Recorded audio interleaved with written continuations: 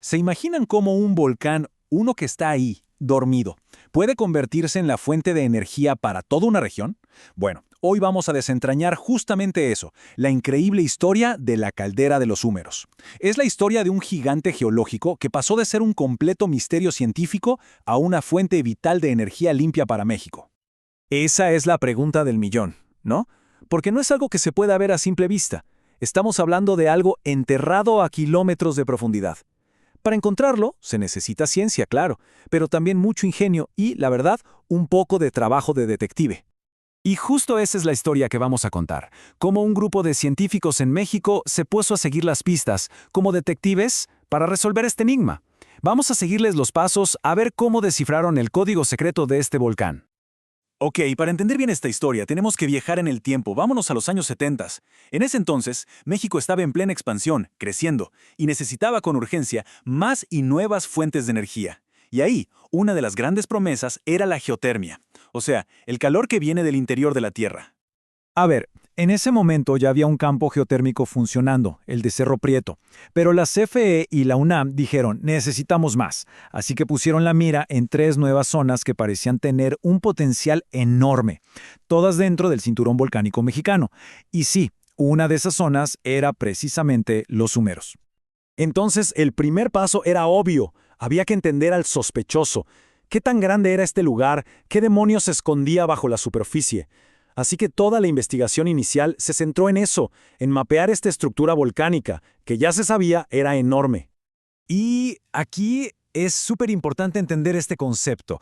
Una caldera no es un cráter cualquiera, ¿eh? Es algo mucho más dramático. Es el resultado de un colapso masivo. Pensemos que el volcán hace una erupción tan, pero tan grande que se vacía por dentro y la montaña se derrumba sobre sí misma. Lo que queda es este hueco gigantesco, una depresión enorme. Y miren este número porque ese es impresionante. Los estudios de gravedad, que básicamente miden qué tan densas son las rocas bajo tierra, revelaron que el colapso de esta caldera tenía una profundidad de hasta 1500 metros. Es una cavidad gigantesca y como está rellena de ceniza y rocas más ligeras que todo lo que la rodea, pues por eso la pudieron detectar. Ahora, para poder ver qué había ahí abajo, los equipos usaron todo un arsenal de técnicas geofísicas. Cada una de estas herramientas les daba una pista distinta. Era como si estuvieran interrogando a la Tierra de diferentes maneras para obligarla a revelar sus secretos. Y aquí es donde la historia se pone de película. Porque la primera gran pista que encontraron parecía llevarlos directito al premio gordo. Pero no, en realidad los metió en un callejón sin salida. Uno bastante desconcertante. Resulta que los estudios magnéticos detectaron algo masivo. Una señal magnética enorme, súper clara y fuerte, justo en el centro de la caldera. La lógica inicial gritaba, ¡bingo! ¡Lo encontramos! Ahí tiene que estar el motor del volcán. Pero claro, la ciencia casi nunca es tan sencilla. Y aquí viene el giro de tuerca, el punto crucial.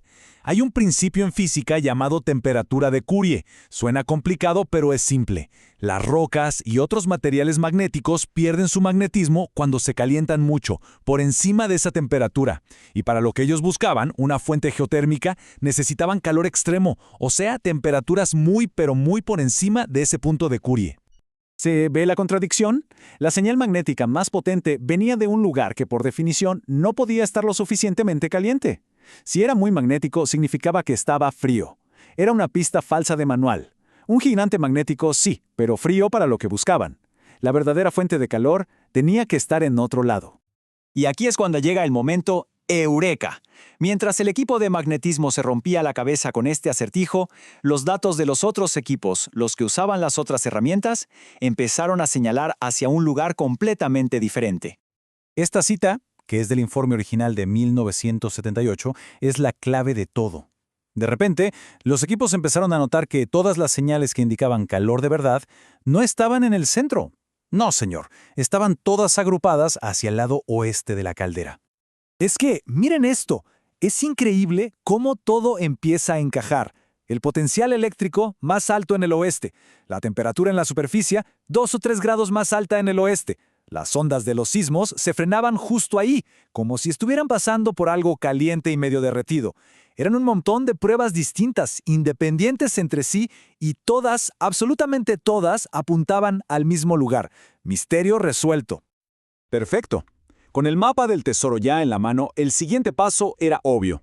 Pasar de la teoría a la práctica, de los gráficos y los datos a la perforación.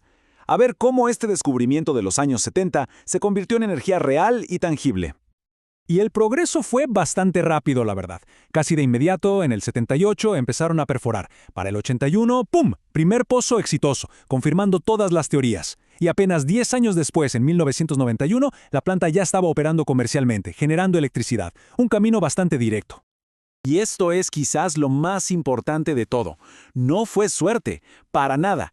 El éxito de los sumeros es un testimonio del increíble trabajo de investigación, de ese trabajo detectivesco de los científicos. De hecho, se convirtió en un caso de estudio mundial, demostrando que la clave para encontrar estos recursos es justo eso, combinar muchas herramientas científicas y no fiarse de una sola pista.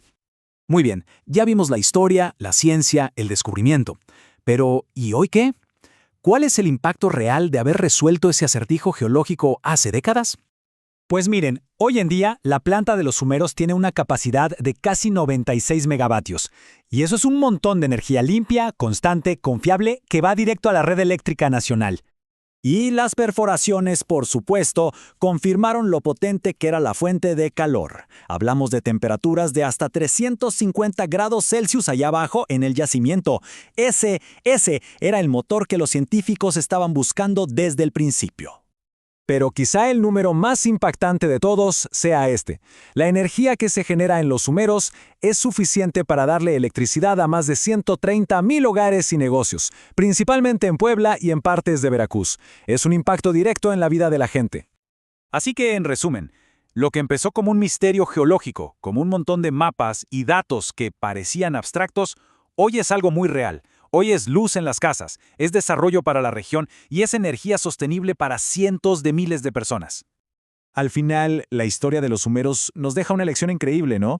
Nos demuestra que la respuesta a muchos de nuestros retos energéticos podría estar ahí, literalmente, bajo nuestros pies, solo esperando a que la descubramos. Así que la pregunta que queda en el aire es, ¿dónde deberíamos buscar ahora?